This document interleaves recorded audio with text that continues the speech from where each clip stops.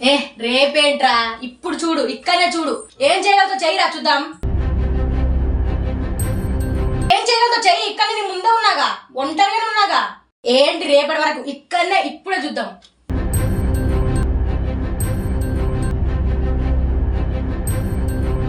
చంపి పార్దేంతో కొడుక నీకు చెప్తున్నా ఇక్కడ బొంద పెడతా తీసి అర్థమవుతుందా ఇక్కడ చంపినా కూడా ఎవరు లేదు పిచ్చా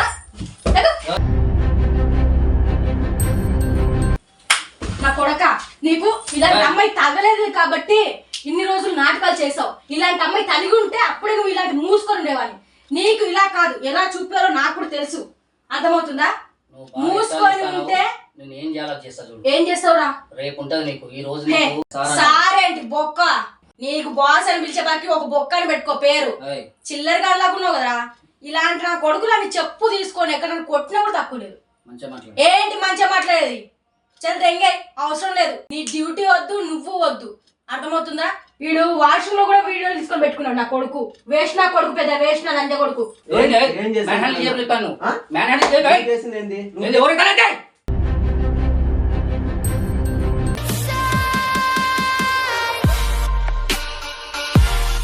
ఒక అమ్మాయి మీద చేయడానికి సిగ్గులేదు అసలు సిగ్గు ఉందా నీకు ఫస్ట్ ఆఫ్ ఆల్ కొట్టకపోతే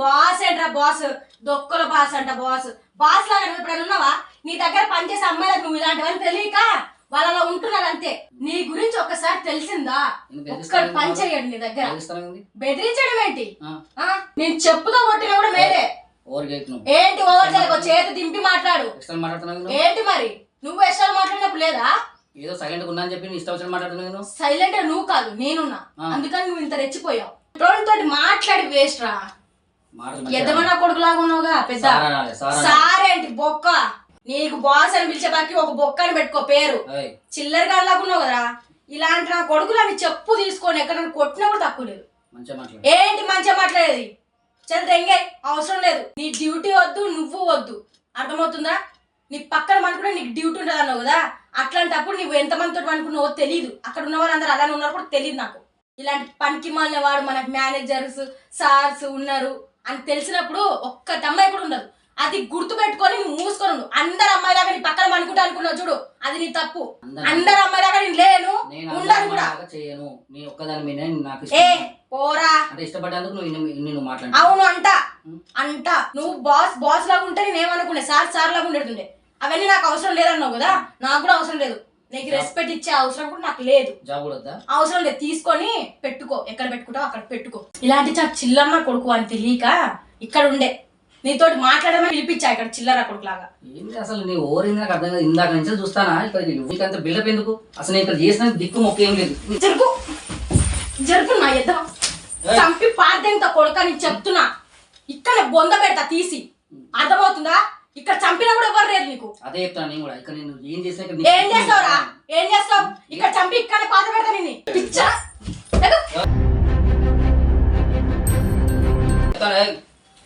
నా కొడక నీకు ఇలాంటి అమ్మాయి తగలేదు కాబట్టి ఇన్ని రోజులు నాటకాలు చేసావు ఇలాంటి అమ్మాయి తలిగి ఉంటే అప్పుడే నువ్వు ఇలాంటి మూసుకొని ఉండేవాడిని నీకు ఇలా కాదు ఎలా చూపారో నాకు కూడా తెలుసు అర్థమవుతుందా మూసుకొని ఉంటే ఏం చేస్తావురా రేపు ఉంటది నీకు ఈ రోజు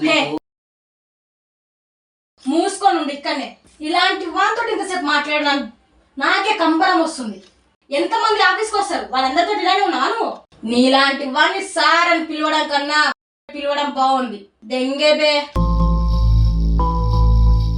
చేసుకో అర్థమవుతుందా రేపు ఉంటది నీకు రేపేంటి ఈ రోజు చూసుకుందాం రేపు వరకు ఎందుకు ఇక్కడే ఇప్పుడే ఇలానే చూసుకుందాం అర్థమవుతుందా పోరా ఇలాంటి వాళ్ళని చాలా చూసాను నేను ఇలాంటి వాళ్ళని చాలా చూసా పోరా బాగా ఎక్స్ట్రా చేస్తున్నా కానీ ఏంటి ఎక్స్ట్రా చేస్తున్నా ఇక్కడ నేను చంపి పాత పెట్టా కూడా ఎవరికి అడగదు నేను కూడా ఇస్తే కూడా నీకు అట్లే నువ్వు నన్ను ఒక ఎంటికే కూడా పీకలవు నేనేందో నీకు చూపిస్తా ఏంట్రా చూపించేది ఇప్పుడే ఇక్కడనే ఉన్నాను కదా చూపించు నువ్వు ఎవరు అనుకుని ఎవరి మీదకి వచ్చినావు అనేది రేపు నేను ఆఫీస్లో చెప్తా ఆఫీస్ దగ్గర ఎందుకు ఇక్కడే చూసుకుందాం కదా మూసుకొని పోతే బాగుంటది నీకు కూడా నీ సంగతి ఏందో రేపు చూస్తా రేపేంట్రా ఇప్పుడు చూడు ఇక్కడనే చూడు ఏం చేయగలతో చెయ్యిరా చూద్దాం ఏం చేయగలతో చెయ్యి ఇక్కడ నీ ముందే ఉన్నాగా ఒంటరిగానే ఉన్నాగా ఏంటి రేపటి వరకు ఇక్కడనే ఇప్పుడే చూద్దాం ఏంటి నువ్వు అనేది, ఏంటి నేను అనేది. చెయ్యి చెయ్యి తీరా. ఏంది కొడతానేది మళ్ళా? నువ్వు వేసినప్పుడల్లా నీ చెయ్యి పడతానే ఉంటుంది, నా చెయ్యి కూడా. నీ చెయ్యి నా పైన పడినప్పుడు నా చెయ్యి నీ పైన పడుతుంది.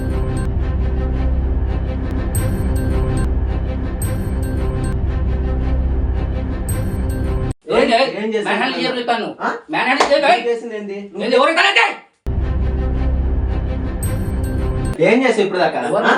ఏం చేసావు? చేసింది ఇప్పుడు దాకా అయితే నువ్వేం చేసావు? ఏం చేసి తెలియదు. అమ్మాయి రమ్మంటే వస్తున్నాను. వచ్చావు దేనికి వచ్చావు? అమ్మాయి పిలిచింది ఎందుకు? నేను రమ్మని నేనే. దేనికి వచ్చావు అన్న? ఏం చేస్తావు వీడియోలో? ఏం చేస్తావు? పైకి లేయి. ఏం చేస్తావు చెప్పు. నేను ఏం చేసినా? మీరు ఎవరు ఇదంతా మీరంతా ప్లాన్ చేసినా? మీరు ఏంటిది ప్లాన్ చేసి అంటే నువ్వు ఎక్కడికి వచ్చావు, దేనికి వచ్చావు చెప్పు. నువ్వు ఎక్కడికి వచ్చావు, దేనికి పిలిచింది? దేనికి పిలిచింది? ఎందుకు పిలిచింది నాకేం తెలుసు. నువ్వు వచ్చి ఏం చేసినావు మరి? నువ్వు వచ్చి ఏం చేసావు అన్న? రే ఆ అమ్మాయి రమ్మంటేనే వచ్చిన. ఆ అమ్మాయిని అడగండి ఎందుకు పిలిచింది? దేనికి పిలిచావు అమ్మాయిని? నేను పిలవలేదు, ఆ అమ్మాయి పిలిచింది. నువ్వు దేనికి వచ్చినావు చెప్పు. దేనికి వచ్చావు? ఆ అమ్మాయి పిలిచింది కదా వచ్చిన. వచ్చి ఏం చేసావు? తడబడుతున్నప్పుడు అర్థమవుతుంది వాడు చెత్త నా కొడుకని. ఏం చేస్తాడు వచ్చాడు? వాడు వచ్చి నేను పక్షపాలు మనం మాట్లాడుతుంటే నీ ఫోటోస్ ఉన్నాయి, నేను పెడతాను, ఎక్కడ పెడతాను, నువ్వు నా పక్కన మనకోకపోతే నీ వీడియోస్ పెట్టా. నేను ఆ మాటలేదు. పడుకుంటారా? ఆ అమ్మాయి చెప్పేది అన్ని అబద్ధాలు. మరి నువ్వు చెప్పేది నిజాలా? ఆమెకు నా మీద కోరిక ఎక్కువ. ఆపురా. నువ్వు చేసేది మొత్తం రికార్డ్ చేస్తున్నాడు ఇక్కడ. నువ్వు ఇక్కడ రూమ్ లోకి వచ్చినప్పటి నుంచి మొత్తం రికార్డ్ అవుతుంది. అర్థం అవుతుందా? నీ కథ ఏందో మొత్తం చూపిస్తాను. నువ్వు ఎవరు అమ్మాయికి ఏం తెలియదులే, ఈడేం తెలియదులే, మనం ఏదైనా చెప్పచ్చు అనుకుంటావేమో. అర్థం అవుతుందా? నువ్వు ఇక్కడ ఏమేం చేసావు మొత్తం రికార్డ్ అయినాయి. నీ ఆఫీస్ కే వస్తా, నీ వైఫ్ కాడికి వస్తా, మీ ఇంటి కాడికి వస్తా, నువ్వు చేసేది మొత్తం ఓపెన్ చేస్తా, అప్పుడు తెలుస్తుందా? కరెక్ట్ కదా నువ్వు చేసేది? నువ్వు రికార్డ్ చేయలేదా? నువ్వు చేసినట్టు ఏంది? నువ్వు చేయలేదంటే ఎవరు చేశాడు? ఎవరు చేశాడు? ఇట్లా చేస్తే మా ఫ్యామిలీ అంతా ఆగమైంది. నీ ఫ్యామిలీ నా ఫ్యామిలీ కదా మరి. ఇంతసేపు ఏం చెప్పావు నువ్వు? నువ్వు నా పక్కన పడుకో, నీకు ఆఫర్ ఇస్తాడంట వాడు, నాకు శాలరీ డబుల్ శాలరీ ఇస్తాడంట. నేను ఆమెకు జాబ్ బాగా చేస్తుంది, నేను ఇంక్రిమెంట్స్ ఇస్తానని చెప్పాను అంతే. ఇంక్రిమెంట్ అంటే డ్యూటీ దగ్గర చెప్తాడు. నువ్వు మాట్లాడే ప్రతి మాట ఆమె రికార్డ్ చేసి నాకు అనిపించింది. అర్థమైంది? నువ్వు ఫోన్ మాట్లాడింది అంతా రికార్డ్ చేసింది. నువ్వు వస్తామని ఫోన్ నా కొడుకు అని తెలిసి కాబట్టి నేను కూడా ఇంపార్టెంట్ నేను ఇస్తాను. చూపించింది కూడా నేనే. నేను పక్కన చేరే ఫోన్ చేపించింది. అర్థమైంది? నువ్వు వచ్చినప్పటి నుంచి ఏమేమి మాట్లాడినవి అని మొత్తం రికార్డ్ అవుతా ఉన్నాయి. నేనేం జోకులు చెప్తాను. నీ భార్యను కూడా సేమ్ ఒక పర్సన్ ఇదే విధంగా డబ్బులు ఇస్తా, నేను నా పక్కన కొనుక్కో, నీకు శాలరీ ఇంక్రీజ్ చేస్తా, పెంచుతానేదంటే ఎట్లుంటది నీకు? పోయి పడుకోమని చెప్తాడు వీడు. చెప్పురా రే. నటనలు ఆపేసి మాట్లాడు, నటనలు చేయొద్దు. ఏం చెప్పురా. నా ఫోన్ చూడండి అన్న, అసలు వాడి ఫోన్ ఒకసారి తీసుకొని నా ఫోటోలు అవన్నీ ఉన్నాయి దాంట్లో. ఫోన్ తీరన్నప్పుడు తీ. నా ఫోన్ జాబ్ దగ్గర ఇలానే చేస్తాడు. తీరు ఫోన్ తీ. కొట్టించుకొని రక్తపాతాలు వద్దు ఇక్కడ. ఫోన్ నా కొడుకు అసలు లాగ్ది. డ్యూటీలో ఇట్లాంటివన్నీ తీసుకొని ఆయన పిల్లల్ని కూడా ఇట్లా ఎవరైనా చేస్తే తెలుస్తుంది దీనికి. వాళ్ళ ఇంట్లో వాళ్ళకు అక్కడ టచ్ చేయడం, వచ్చి డ్యూటీ దగ్గర చిల్లర్ లాగా ఉంటాడు అక్కడ డ్యూటీలో. ఒకసారి ఇదే అన్నా, వీడు వాష్రూమ్ లో కూడా వీడియోలు తీసుకొని పెట్టుకున్నాడు. నా కొడుకు వేస్ట్, నా కొడుకు పెద్ద వేస్ట్, నా నంజ కొడుకు వాష్రూమ్ లో పెట్టేది వీడియోస్. లేడీస్ మీద ఈ విధంగా వీడియోలు తీసినప్పుడు కేసు అయిందంటే నీ పరిస్థితి ఏం తెలుసా? ఉన్న జాబ్ తెలుసా అన్న? నీకు జాబ్ కాదు, షాప్ క్లోజ్ అయిపోద్ది. నీ వైఫ్ వదిలి తెంగుతుంది, నీ మొత్తం స్ప్రెడ్ అవుతుంది, వైరల్ వీడియో అవుతుంది. చేయమంటావా? ఇట్లాంటి విధవ నాటకాలు వద్దు. ఇప్పుడే చూస్తానుగా, ఏం చూస్తావు చూడు. ఇప్పుడు మా వాళ్ళు చూస్తే తట్టుకోలేరు అంటే మా వాళ్ళు చూస్తే తట్టుకుంటారు. ఎట్లాంటివి ఇవే ఉన్నాయి, ఇంకా ఇవే ఉన్నాయి. ఇందాక ఇవే చూపించాడు. అవే ఉన్నాయి, ఇంకేం లేవు. తప్పదు, క్షమించు. ఇలాంటి నా కొడుకులని చంపిన డిలీట్ చేసి మొత్తం దాంట్లో తీసి మొత్తం ఫార్వర్డ్ చేయి. ఫైల్ ఎక్కడ ఉన్నాయా? లేవు. నిజం చెప్పు. నేను తెలిసిందంటే నీకు ఖచ్చితంగా కేసు పెడతాను. దేనికి అమ్మాయి ఉంది నీకు? అమ్మాయి ప్రశాంతంగా జాబ్ చేసుకుంటారు కదా, వెనక ముందు ఎవరు ఉన్నారు అమ్మాయికి? పెట్టుకోమని ఫోన్ ఇక్కడ పెట్టు, వాడికి ఇవ్వద్దు.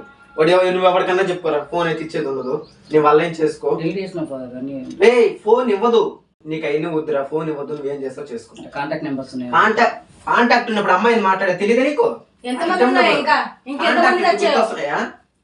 ఇంకెంతమంది పెట్టుకున్నాడు కాంటాక్ట్ లో? మా ఫోన్ ఇవ్వద్దు. నీకేమైనా ఫోన్ చేసి ఏమైనా బెదిరించినా నాకు చెప్పు. నీకు ఇవ్వదురా అన్న, నాకు కోపం తెప్పియద్దు. ఫోన్ అయితే ఇచ్చేది ఉండదు. నువ్వు ఖచ్చితంగా కొట్టించుకుని దాన్ని తెచ్చుకోవద్దు.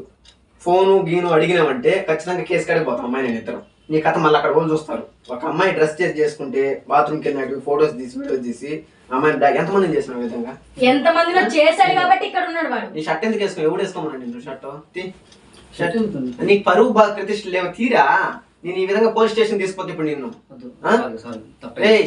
అమ్మాయి జీవితం, అమ్మాయి ఏమన్నా వీడియోలు బయట పెడితే అమ్మాయి జీవితం ఏం కావాలా? నలుగురిలో విద్యుత్ ఎట్టుంటది? నీకు మగోడికి ఎంత ఉన్నప్పుడు అమ్మాయికి ఎట్టుండాలి? ఏంటి వదిలేసేది నిన్నేంటి వదిలేసేది? ఇప్పుడు అన్నావుగా నిన్ను రేపు చూసుకుంటా ఎల్లుండి చూసుకుంటా, ఇప్పుడేం చూసుకో మరి. నేను అమ్మాయి చూస్తాను ఇప్పుడు మొక్కుతున్నాడుగా, ఇప్పుడు మొక్కుతున్నాడు ఇంతసేపు ఏమో పట్టుకొని. ఎక్కడ ఎక్కడ చేసుకుంటారు? మరి అమ్మాయి విషయం తెలిసి వాళ్ళ ఇంట్లో చేసుకోరా? చెప్పురా. అక్కకి ఏమైనా అయితే వాళ్ళ ఇంట్లో చేసుకుంటారు కదా.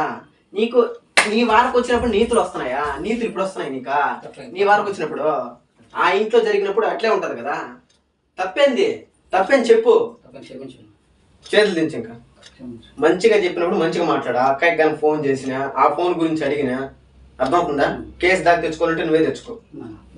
నేను కేసులు దాకా పోయి నేను తుక్కు కొట్టేలా కాదు. ఆ అక్క విషయం బయట పెడితే నలుగురిలో ఇబ్బంది అవుతుంది. అర్థమైందా? పోలీస్ స్టేషన్కి అక్కని పిలిచి ఆడే ఇబ్బందులు పెట్టి నాకు ఇష్టం లేదు ఎన్ని.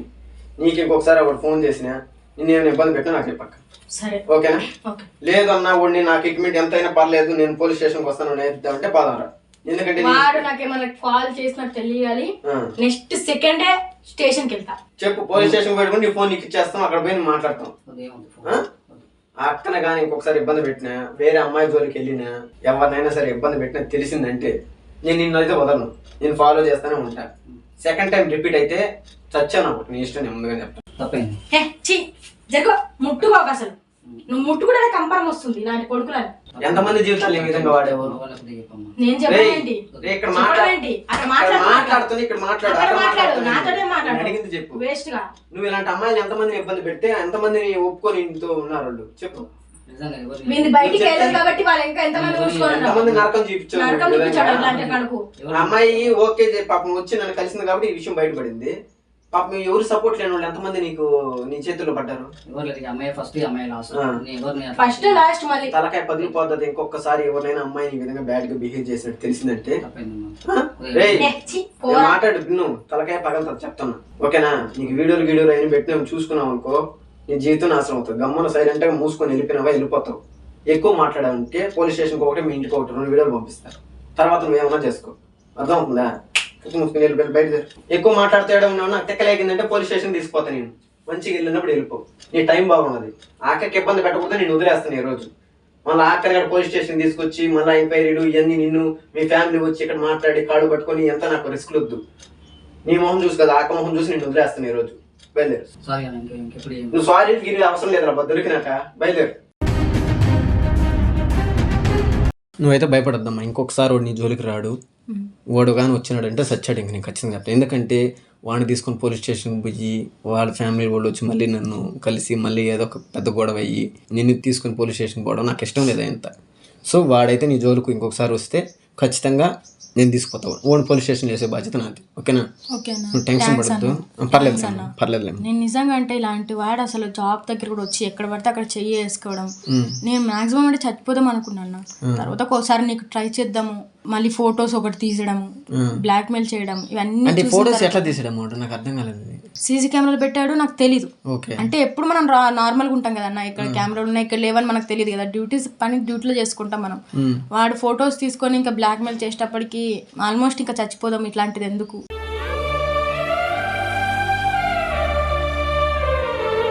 వాష్రూమ్ లో కెమెరా పెట్టాడు. ఎప్పుడు పెట్టాడో తెలియదు. పెట్టాడు. వాళ్ళ దగ్గరికి ఫొటోస్ వెళ్ళాయి. అవి నాకు చూపించాడు. నువ్వు పండుకోకపోతే ఇంకా నీకు ఎక్కడ పెట్టాలో అక్కడ పెడతా ఫొటోస్, నువ్వు మొత్తం ఇంకా ఇదైపోతావు అని అన్నాడు. ఇంకా నాకు అసలు ఏం చేయాలో కూడా అర్థం కాలేదన్న. ఆ టైంలో నేను అనుకున్నాను ఒకటే, ఇంకా వాడు ఎలా అయినా ఫొటోస్ డిలీట్ చేయడు. పండుకుంటే మన పక్కన పండుకోవాలి, లేదంటే చచ్చిపోవాలి.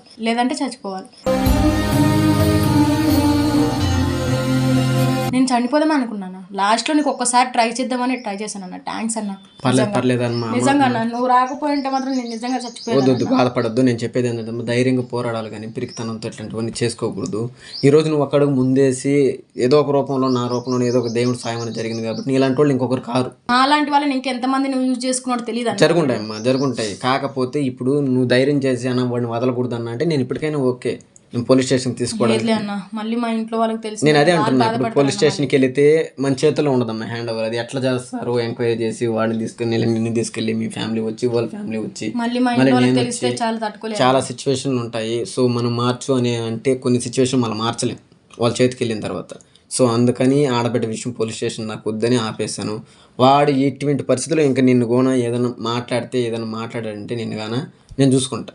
నీవు ఇన్వాల్వ్ కాకనే వాడిని ఎత్తిపోయి బొక్కలేసే బాధ్యత నాది. తర్వాత ఆ ఫోన్ కూడా ఎడుకు ఇవ్వద్దు, సిమ్ము గిమ్ము తీసేయి, నచ్చితే పగలగొట్టి, లేదంటే ఎడన పారే. సో మనం ఈరోజు వాడు తెలియకుండా వచ్చాడు కాబట్టి వాడిని ప్రూఫ్స్ మనం రికార్డ్ చేయగలిగామమ్మా. సో ఇంకెప్పుడైనా బయట వచ్చేసాడనుకో మనం పట్టుకోలేము. నాకు నేను చదువుకున్న దానికి ఇక్కడ చేస్తున్న దానికి చాలా ఇది ఉంది. మాక్సిమం అంటే ఇప్పుడు ఇంట్లో వాళ్ళకు కూడా నేను అందరికి నేనే చూసుకోవాలి. ఇంట్లో అమ్మ నేను ఇద్దరమే ఉంటాము, నాన్న కూడా లేడు. ఇప్పుడు అమ్మకి తెలిసిందంటే ఇలాంటివన్నీ తెలిస్తే మంచి కూడా ఉండదు. అసలు ఏదో చేస్తున్నంటే ఈ మెడికల్లో కూడా ఇంకో జాబ్ దొరకదు నేను చదువుకున్న దానికి అని చేస్తుంటే ఇలాంటి వాడు తగిలాడు. ఇలాంటి వాడు తగలడం కాకుండా నాకు చాలా రోజుల నుంచి టార్చర్. ఇది కాకపోతే ఇంకోటి లేదు నాకు జాబ్. నిజంగా అంటే ఇంట్లో చెప్పుకోవడానికి కూడా లేదని, నిజంగానే అసలు చెప్పుకోవడానికి లేదు. అమ్మకి చెప్పుకుందామంటే అమ్మ చచ్చిపోతుంది ఇలాంటివన్నీ తెలుస్తుంది. నాకు అన్న వాళ్ళు కూడా లేరు. నిజంగా అంటే ఒక అన్న ఉంటే కూడా ఇలానే ఉంటుండే అనిపించిందని. నిజంగా జాబ్ కూడా లేదు నాకు. నేను ఇంకేం చేసుకోవాలి కూడా అర్థం కావట్లేదు. ఇప్పుడు ఇంటికి వెళ్తే కూడా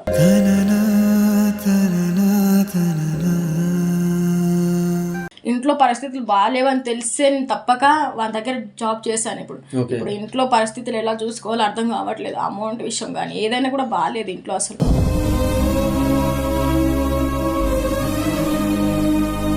ఆ టార్చర్ నుంచి ఈ టార్చర్ కూడా భరించుకుంటూ ఇక్కడనే చేసుకుంటాం, ఏదో అమౌంట్ వస్తున్నాయి కదా, ఇంటికి పంపిస్తున్నాను కదా అని బతుకుస్తుంటే ఇట్లాంటి వాళ్ళు వస్తున్నారు. ఇప్పుడు నేను వేరే సైడ్ డ్యూటీ తీసుకోవాలి, మళ్ళీ జాబ్. ఏం టెన్షన్ పడవద్దమ్మా. మంచి ఇప్పుడు ఎదవాళ్ళ దగ్గర ఉండి ఇదే విధంగా టెన్షన్ పడదానికన్నా మంచిగా ఏదైనా చిన్న జాబ్ అయినా పర్లేదు. మ్యాక్సిమం నేను ట్రై చేస్తాను జాబ్. నాకు తెలిసిన పరంగా ఎవరైనా మంచోళ్ళు ఉంటే లేడీస్ దగ్గరే, నీకు బాయ్స్తో వద్దు. ఎందుకంటే ఇలాంటి వాడు కాకుండా ఇంకొకటి మంచోడు అని నేను గ్యారెంటీ చెప్పలేను. వాళ్ళ ముద్దుగాడు మారవచ్చు. సో నేనేమంటానంటే ఎవరైనా లేడీస్ నేను దగ్గర ఏదైనా పర్లేదమ్మా, జాబ్ చేసుకొని మంచిగా ఉంది. సో నేను మెడికల్లోనే చూస్తాను, నీకు నచ్చింది, నీకు తెలిసిన జాబ్ కాబట్టి మంచిగా చేసుకుందు. ప్రెజెంట్ అయితే నా తరపు నుంచి ఒక 6,000 ఉంది, తీసుకో. నీవన్న ఎక్స్పెక్ట్ చేసినంత రిచ్ అయితే కాదమ్మా నేను, నాకు వచ్చింది ఇది. సో శాలరీ అయితే రాలే నాకు కూడా. సో ఈ 6,000తో ప్రెజెంట్ ఈ ఒక 4 days 1 week అయితే ఉండు. నేను మ్యాక్సిమం నాకు శాలరీ వచ్చిందంటే ఒక 10,000 ఇస్తాను. నీకు జాబ్ వచ్చే వరకు, నేను జాబ్ ట్రై చేసే వరకు, నాకు ఎక్కడైనా సెట్ అయిందంటే జాబ్ నేను ఎంక్వైరీ చేసిన దగ్గర నువ్వు జాబ్లోకి వెళ్ళిపోదు, నీకు టెన్షన్ ఉండదు, శాలరీ వస్తాయి. ఓకేనా? చెప్తున్నాను థ్యాంక్స్. అదేం కదా, కన్ను ఉంటే కూడా ఇలా చేస్తున్నా లేదు తెలియదు కానీ అంతకు ఎక్కువ చేస్తాను. పర్లేదమ్మా, ఇది ఎప్పటికైనా నేను గుర్తుండిపోతాను. తెల్లారి సూర్యుడల్లే రావయ్యా. సో ఏం పర్లేదు, మనకైతే మనకు అనుకున్న రీతిలో జరిగింది. నీ జోలికైతే ఇంకా రాడు, నువ్వేం భయపడాల్సిన అవసరం లేదు. నేను కూడా జాబ్ పరంగా సెర్చ్ చేస్తానమ్మా. నీకు ఎటువంటిది అంటే నువ్వు చదువుకుంటే చదువుకి సంబంధించిన జాబ్ పరంగా నేను సెర్చ్ చేస్తాను. ఏమైనా దొరికిందంటే నువ్వు ఇమీడియట్గా జాయిన్ అయిపోదు. సో మ్యాక్సిమం నాకు ఇంకా శాలరీ రాలేదమ్మా, లేకపోతే నేను 6,000 అయితే ఇచ్చాను. నువ్వు ఎన్ని టెన్షన్ పెట్టుకుని భయపడద్దు, ఏం చేస్తాడు ఏం చేస్తాడు, నువ్వు భయపడద్దు. ఓకేనా? నేను ఎల్లప్పుడు నీతో ఉంటాను. నువ్వు ఏం భయం వచ్చినా నాకు ఫోన్ చేయి. నేను అమ్మకాడ కూడా వచ్చి ఒకసారి మాట్లాడతాను. ఫైనాన్షియల్గా కూడా ఏమైనా ఇబ్బంది అయినప్పుడు మెసేజ్ చేయి. ప్రెజెంట్ అయితే నా సిచ్యువేషన్ మంచిగా లేదు, చేస్తా. ఓకేనా? జాబ్ కూడా సెర్చ్ చేసి నీకు జాబ్లో అయితే పెట్టిస్తా. అలాంటి వాళ్ళ దగ్గర అయితే వద్దు. ఓకే, వెళ్దామమ్మా. భయపడద్దు.